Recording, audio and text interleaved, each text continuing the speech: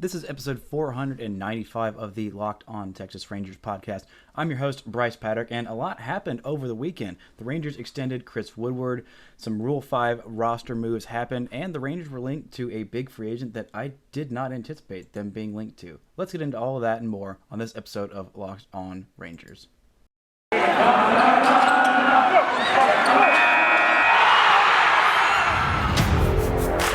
You are Locked On Rangers, your daily Texas Rangers podcast. Part of the Locked On Podcast Network, your team every day.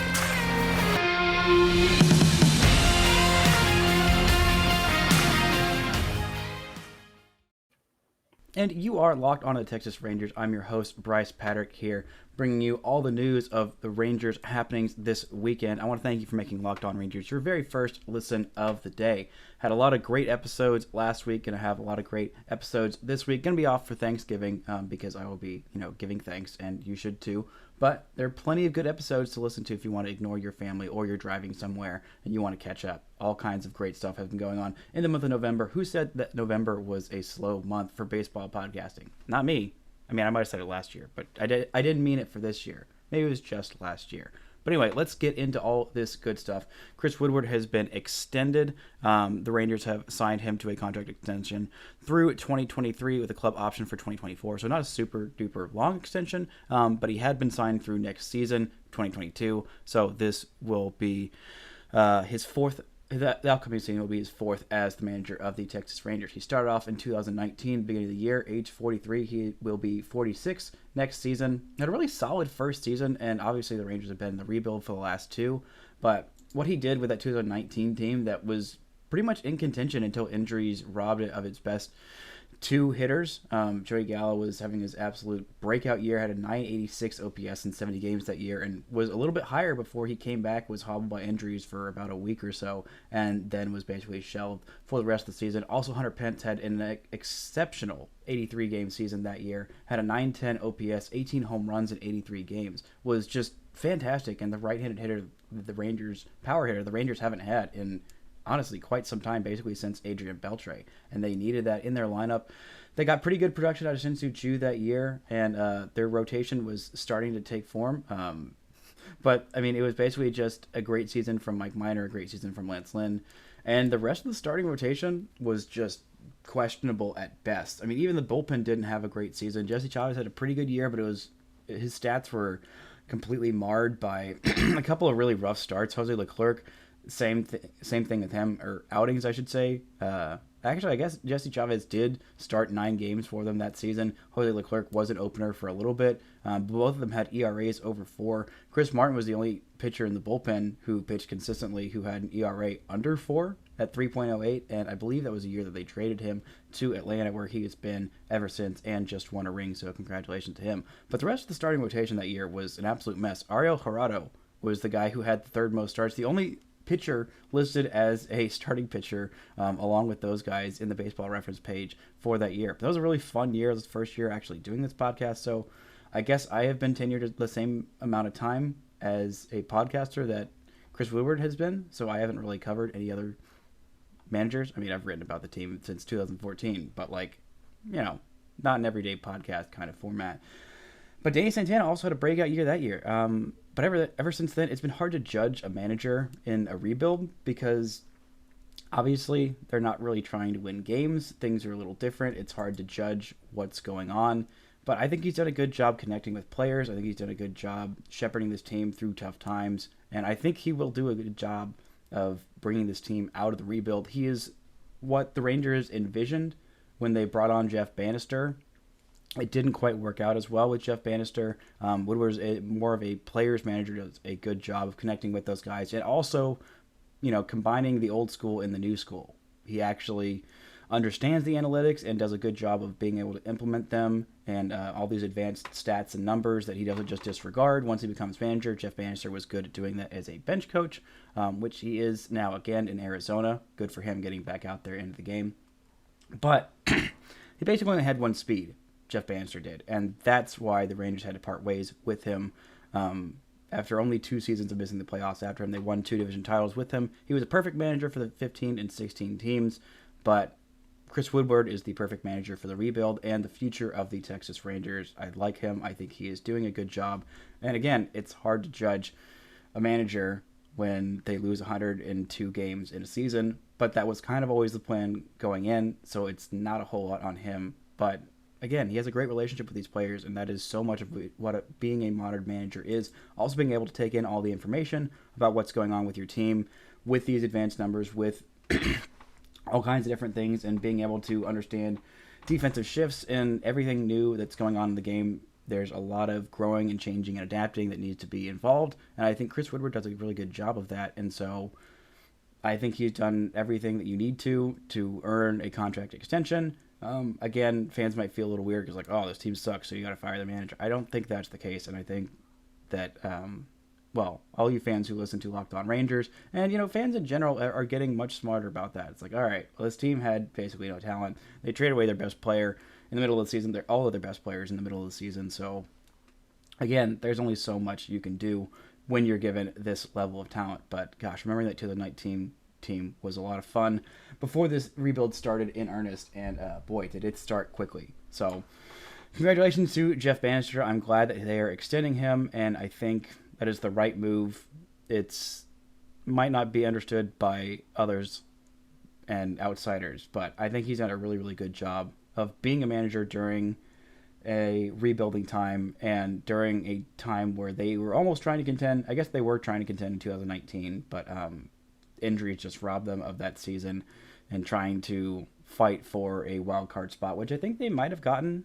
They were close, and they finished a little bit below 500, but they had a really solid team, and that was a lot of fun. An unexpected team. They were not expected to break out. There are a lot of guys that did well that haven't done well other places since, like Danny Santana and Hunter Pence. That was basically one of the last productive years of their careers, and that was when I think it was the first year of Lance Lynn, and he was really solid. Mike Minor finally was able to come into his own that year, and just a lot of fun on that team. But again, injuries robbed them, and Chris Woodward did a great job. It's a lot of fun, and I'm looking forward to the next time that he has a fun, unexpectedly competitive team, which I don't think is going to be next year, but I think 2023, maybe they were on point, depending on how much they spend. And with some of the free agent targets they've been linked to, if they get all of these guys, or even like about, I don't know, a third of these guys that they're being linked to, that might be a much better than 102 loss team next year. Not quite competing, but definitely a lot more fun to watch. But we're going to take a quick break and come back, talk about all these roster moves that were made on Friday, how they're going to affect the Rule 5 draft, and all kinds of good stuff coming up right after this word from our sponsors. This episode is brought to you by DirecTV Stream. Does this sound familiar? You got one device that lets you catch the game live, another that lets you stream your favorite shows. You're watching sports highlights on your phone, and you've got your neighbor's best friend's login for the good stuff. Well, I want to tell you about a simple way to get all the entertainment you love without the hassle, and a great way to finally get your TV together. It's called DirecTV Stream. It brings your live TV and on-demand favorites together like never before, so you can watch your favorite sports, movies, and shows all in one place. That means no more juggling remotes, no more need to buy another device ever again. The best part, there is no annual contract. So get rid of the clutter and the confusion. Get your TV together with DirecTV Stream. You can learn more at directv.com. That's directv.com. Compatible device required. Content varies by package. So, roster moves happened this weekend, and quite a bit of them. It's been a hot minute since there have been a lot of Rangers roster moves. So, let's sit through them all and what the heck they all mean, because there are quite a few of them. So, this is quoting from the great John Blake, his Twitter account. Contracts of infielder Ezekiel Duran, right-handed pitchers Ronnie Enriquez and Ricky Vanasco have been selected to the Major League roster. Right-handed pitchers Kyle Cody and Edouard Colina, assigned outright to Round Rock. Major League roster is at 37. So, what does that mean? That means those guys are being protected from the Rule 5 draft. And let's look at some of the guys who are not. Jake Latz, Cole Reagans, Bubba Thompson, all are unprotected. That is very surprising. And Grant Schiller, the OG, was also quite surprised. But this is what Grant Schiller had to say. He said it's probably an indication of how many free agents they want to sign, but leaving those guys out there while we're rostering Brock Burke, Spencer Patton, Santana, Pozo, Peters, Eli White, and a handful of others is interesting. And he guessed that Jake Latz would get taken.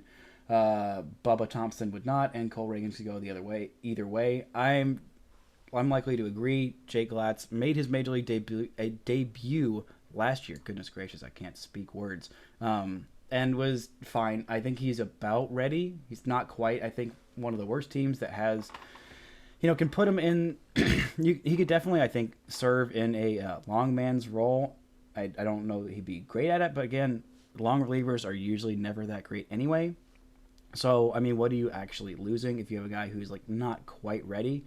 I think he's got some potential to be a pretty solid major leaguer for a little bit. But again, injuries have been a big question. It's a question of how many bullets he has left in his arm. He's had quite a few injuries in his career, and so the Rangers were pretty aggressive in bumping him up through the system. So it makes sense that he made his debut this year, and I don't know. We'll see. I think Bubba Thompson is definitely a little bit too far away, but again, he's a former first-round pick. But two of these guys are former first-round picks that were left unprotected. Cole Reagans is a former first-round pick who has had 2 Tommy John surgeries. The fact that he was pitching at all this year was really impressive. Bubba Thompson had his best year by far, 104 games, 808 OPS, 16 home runs, 9 triples, because he's really stinking fast. Don't you forget that. And 29 walks to 121 strikeouts. Again, the strikeouts are going to be an issue with him. He is very raw, has been for a while, but started making a lot of progress in pitch recognition and discipline of the strike zone this year. I loved what I saw from him. Obviously, the athleticism, the power is there. It's real. He's one of the last, if not the last guy that the Rangers were like, okay, we're going to just bet on athleticism and raw skill and hope these guys can learn baseball. Hadn't worked out with a lot of them. I think Bubba Thompson is the closest for it working out. But again, I'm a believer, and he's still a little bit away. He's not quite going to be ready next year. But I wouldn't be surprised if someone takes a chance on him. Honestly, I really wouldn't. I don't know. I would be surprised if he stuck the whole year. I think he might get eaten alive by Major League pitching. At this point in his career, he's going to need a full season at AAA, maybe make a cameo on the big league roster, make his first appearance. Towards the end of the year, get a little bit of a cup of coffee. But again, he is a ways away. He's pretty raw, but I think he's the most talented, has the highest upside of these guys. Cole Reagans had a really good year. Last year kind of fell off towards the back half of the season, but I really liked what I saw from him this year. Sorry, I had a quick malfunction with my recording stuff. Also, I had to take a break to go cough my head off because for some reason my voice left me this weekend. Being around a bunch of pine trees when you have a pine allergy is not exactly great on the throat. But anyway, I was talking about Rule 5 stuff, all kinds of good stuff that the Rangers are doing, and Cole Reagans, who had a really great season. Again, him having Tommy John surgery twice, his age, and still pitching for a full season and being healthy for it was a big success for him this year. Again, like I said, he really fell off and finished the season not super great, but his first stint for this year was really solid. When he got to Frisco, it wasn't quite as good. In Frisco, he had a 5.70 ERA in 36 1/3 innings, but in Hickory, he started 10 games, had a 3.25 ERA in 44 1/3 innings. Now, I know a little bit over 4 innings per start is not great, but he struck out 54, so way more than a batter per inning. Hitters were hitting only 217 off of him, and just him pitching at all, like at this point with the injuries that he's had, is really solid. Only allowed 4 home runs and only walked 14, so all of those FIP numbers are where you would like them to be. They weren't nearly as much so in Frisco. Allowed 8 home runs in 36 1/3 innings to those more advanced hitters. A 5.70 ERA in 9 games. 7 of those were starts. But again, like I said, him pitching at all is a huge plus for him. So I don't know. We'll see where it leaves all these guys. I would be most upset to lose Bubba Thompson. I think Cole Reagans is probably the biggest gamble. I know Grant said that he could go either way, but I think Bubba Thompson, who hasn't had the injury issues that Cole Reagans has had, someone could definitely just call him up and put him in the bullpen and decide, all right, you're a bullpen arm now, which would be a bummer because I think he can be a starter still. It's going to take a little bit more time, but again, the Rangers have no reason to not be patient with him given the stuff that he has shown. But a little bit more good news about guys the Rangers are definitely not going to lose. Owen White was selected as the Arizona Fall League Pitcher of the Year. Really solid 28 in the third innings that he was able to pitch in that league. Finished with the third most strikeouts in the league, 29, pitched a 1.91 ERA, held opposing hitters to a batting average just 2 points above the Mendoza line. This is a quote from him from MLB.com, story about what he did out there. He said, quote, "Just came out here and did what I was supposed to be doing. Had a great defense behind me. Hitters were swinging the bats for me and giving me a lead. And I was able to go out and control the game from my aspect, pound the zone, and let everybody make plays behind me."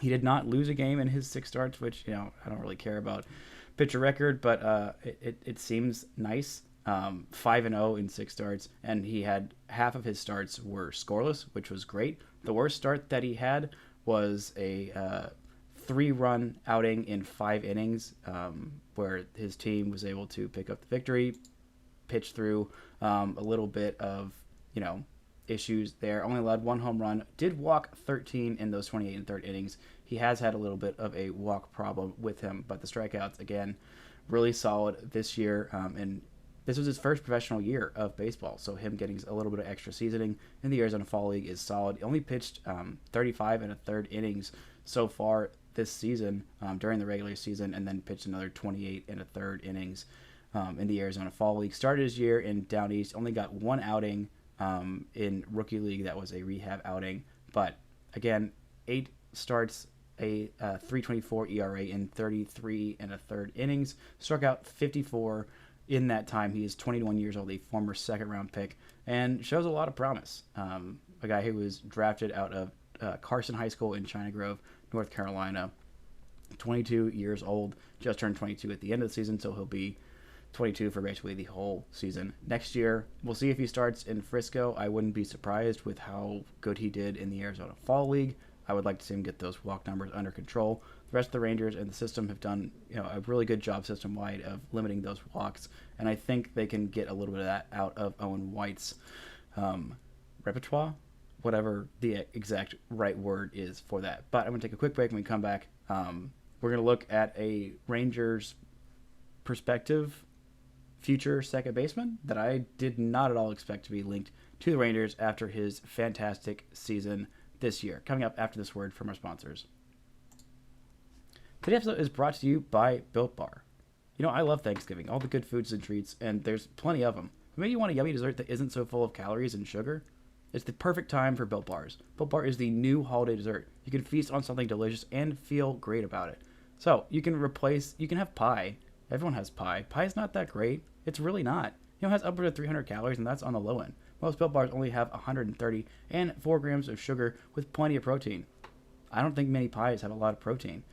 Plus, they're low calorie, low carb, low fat, high in protein, covered in 100% real chocolate, which not all pies are. I've been saying that for a long time. But it was a great option for when you're hungry. If Thanksgiving isn't coming soon enough, I know my family, they're like, all right, we're going to eat at noon, and it's always like 2 o'clock before we actually sit down and eat stuff. So you can have a Built Bar so you can be less cranky, learn from your mistakes in the years past and make up for it so you're also nicer to your family. Share some at a family gathering. It'll make things less awkward. Maybe Aunt Betty hasn't tried a Built Bar yet.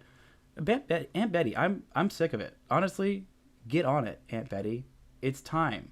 There are new surprises all month. Limited time flavors arriving at Built.com regularly. So check the site often. There's nothing like a Built Bar Black Friday, so mark your calendar. Black Friday will be a huge event with all sorts of surprises. I guess mostly Built Bar related on Built.com. So you can go there, Built.com, use promo code LOCKED15. You'll get 15% off your order. Use promo code LOCKED15 for 15% off at Built.com. Now, let's look at some of these big free agents that the Rangers were linked to this weekend that I did not at all expect. Some of the free agent signings that have happened so far. Jose Quintana signed a deal in Pittsburgh, who I really don't like. He had a bad season in Anaheim, not quite Los Angeles last year. Talked a little bit with the former Locked On Angels correspondent, current author, Taylor Blake Ward, about his season and a guy who I would have liked. He said he struggled with his release point. So, again, Dylan Bundy is another guy who is on the Angels who I would like for that kind of rebuild role. Give him a 2-year deal, maybe $5 to $10 million per year. See if they can try and rebuild some value. And I think that might get it done. But Quintana is in Pittsburgh. Eduardo Rodriguez is in Detroit. Thor is to the Angels. And Verlander signed a 2-year deal, I guess 1 year plus an option for the next year, to go back to Houston for a lot more money than I thought they should give a guy who is going to be 40 during that deal and hasn't pitched since 2019. And a guy who has a lot of innings on his arm already is now coming off Tommy John at such an advanced age. If anyone can do it, I think it's Justin Verlander, but it's definitely a big question mark. But anyway, John Morosi of MLB Network tweeted on Friday, #Rangers, which just say the Rangers. Like, everyone knows who you are. You're not finding new people. You have like 400,000 followers on Twitter. John Morosi, all of these MLB insiders. Like, you don't need to use #Rangers, #Pirates. Like, either use their actual like hashtag so the little emoji pops up, because that gives me great joy seeing that, even if the hashtag is stupid. Like, just say the team. It's kind of annoying. Anyway, it says the #Rangers are showing interest in Marcus Semien, sources say, in addition to their pursuits of Corey Seager and Trevor Story. Now, obviously we knew about Trevor Story and Corey Seager. Marcus Semien played second base this year because of good old Bo in Toronto. And Toronto has a lot of choices to make. They have some money tied up in George Springer, who didn't play a whole lot this year. When he did, he played very well in center field. They also have a Cy Young winner coming off of his first Cy Young season, who is a free agent, who they had to make a choice if they're going to spend money to retain him or Marcus Semien, or can they afford both of them. Marcus Semien would have had an MVP caliber season in any other year that Shohei Ohtani wasn't just redefining what is possible in baseball. And also his own teammate, Vladimir Guerrero Jr., having an absolutely dominant season that would have won him an MVP in any season where Mike Trout wasn't at his peak and Shohei Ohtani wasn't redefining what is possible for a baseball player to do. But anyway, he made an all-star team this year, set a record for most home runs by a primary second baseman, with 45 home runs this year, had an .873 OPS, 39 doubles, only hit .265, but had an on-base of .334, slugged over 500 at .538. 15 stolen bases, just one caught stealing this year. Was just very, very solid in that Toronto lineup. And, his strikeout rate and his walk rate are really actually around what you would want them to be. I know his OPS isn't as high as you would think for a guy who hit 45 home runs. The walk rate is at 9.1, which is pretty solid. Strikeout rate at 20.2%. The home run rate this year, by far a career high at 6.2%. So 6.2% of his plate appearances ended up as home runs. This was by far his career high in home runs, but by no means has he not been a home run hitter other places. His last full season in Oakland was really solid, a 33 home run season for him there. Also had a 20-7 home run season in 2016 with Oakland. This year had a really high WAR. Where'd we go? Not his career high, but a 7.3 WAR for a second baseman is pretty solid. The year before, in 2019 in Oakland, an 8.4 Baseball Reference WAR.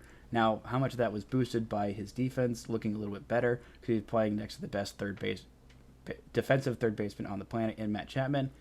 A little bit, but not that much. He did pretty solidly at shortstop, but I think if the Rangers signed Corey Seager or Trevor Story, it's looking like they're not in on Carlos Correa, because they know that he's not going to go to Texas, which is fine by me. Honestly, fine. I mean, he's probably the best shortstop of those three.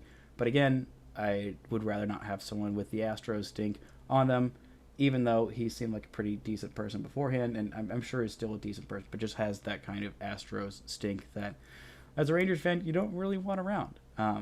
But I would be more than happy to get this guy. The reason that I didn't think that the Rangers were going to go in on him is because, first off, he's like probably the best, one of the best, if not the best, had the best season of any of these players last year, besides maybe Corey Seager, Carlos Correa.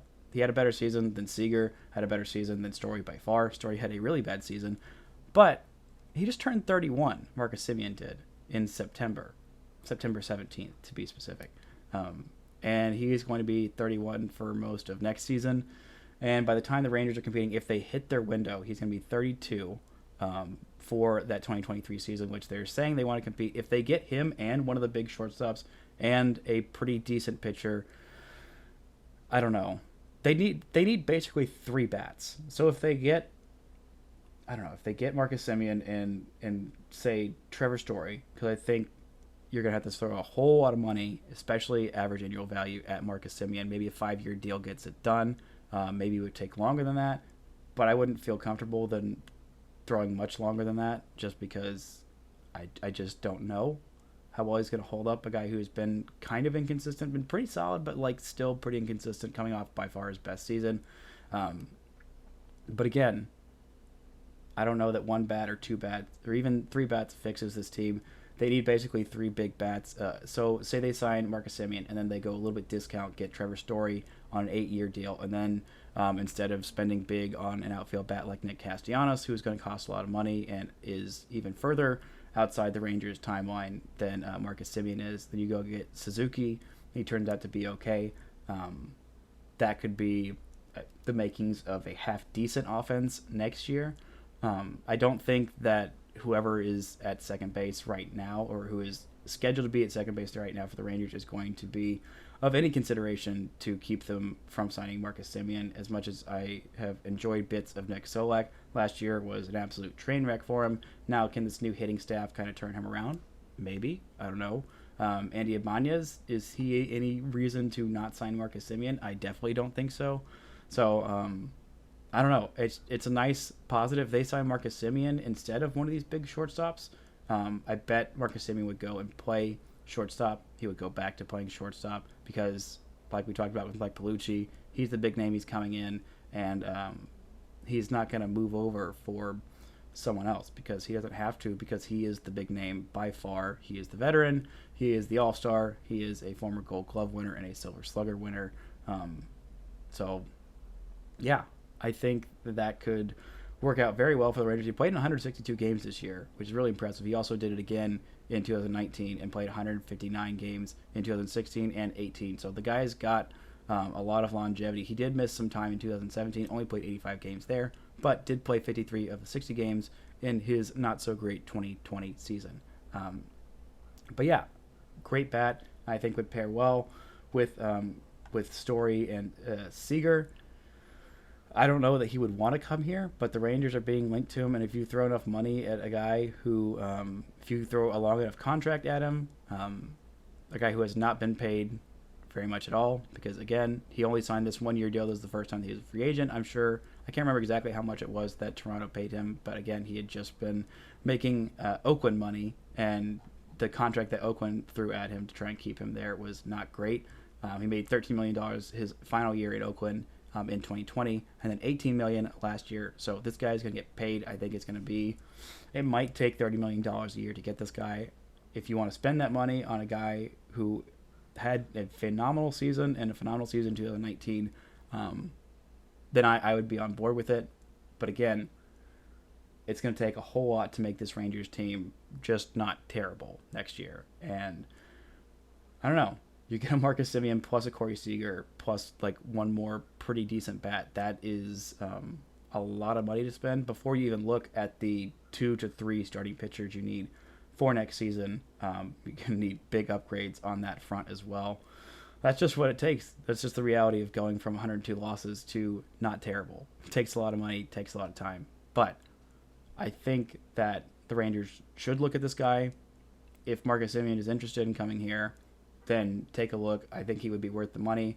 I have faith that this year is not just an aberration. This has been a really good player for quite some time, and him being in a good place like Texas, it could work out for him. I honestly kind of hope the Blue Jays retain him because I want them to do well, and I like teams that absolutely go for it, and they made a swing signing this guy to a 1-year deal after a down year in 2020, and it worked out for him. And I wouldn't be mad if the Rangers missed out on this guy, but I would be super excited for the Rangers to get him. Also kind of middle finger to Oakland, like, hey, you should have just paid this guy, give him an actual decent contract extension. He might have stayed with you. But he didn't, and he went off and did well somewhere else. So now he is going to destroy you for the next several years while you were in the tank, because your ownership is too cheap to actually spend money on the good players that you draft and develop. But that'll be it for this edition of Locked On Rangers. Thank you for making Locked On Rangers your very first listen of the day. And until next time, don't forget to enjoy baseball.